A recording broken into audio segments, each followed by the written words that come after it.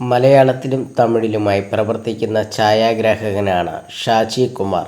ഷാജി കൈലാസ്, ജോഷി, വിനയൻ, വൈശാഖ്, അനിൽ ബാബു തുടങ്ങി മുൻനിര സംവിധായകരുടെ കൂടെയാണ് അദ്ദേഹം കൂടുതലായി പ്രവർത്തിച്ചിട്ടുള്ളത്.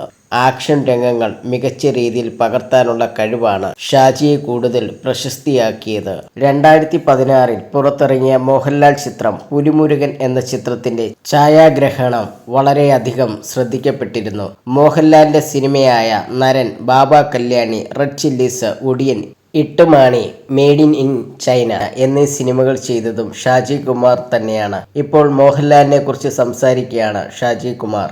കൗമുദി മൂവീസിനോട് സംസാരിക്കുകയായിരുന്നു അദ്ദേഹം. ഡയറക്ടറുടെ കീഴിൽ വർക്ക് ചെയ്യാനുള്ള മനസ്സ് സാറിനുണ്ട്. ഒരു ഡയറക്ടർക്ക് എന്താണ് ആവശ്യം? ചാടണോ അല്ലെങ്കിൽ ഓടണോ, അങ്ങനെ എന്തു വേണമെങ്കിലും ചെയ്യുന്ന ഒരാളാണ്. അല്ലാതെ ഞാൻ മോഹൻലാലാണ്, എനിക്കിത് ചെയ്യാൻ പറ്റുകയുള്ളൂ എന്നല്ല പറയുന്നത്. ഡയറക്ടറെ സാറേ എന്നാണ് വിളിക്കുന്നത്.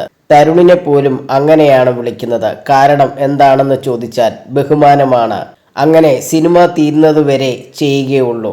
അല്ലാത്ത സമയത്ത് ഫോൺ ചെയ്യുമ്പോഴൊക്കെ തരുണേ എന്നൊക്കെ വിളിക്കും. പക്ഷെ സ്പോട്ടിൽ അങ്ങനെയല്ല. സ്പോട്ടിൽ ആ റെസ്പെക്റ്റ് എപ്പോഴും ഉണ്ടാകും. അത് എല്ലാ ഷൂട്ട് സ്ഥലത്തും ഞാൻ കണ്ടിട്ടുണ്ട്, ഷാജി കുമാർ പറഞ്ഞു.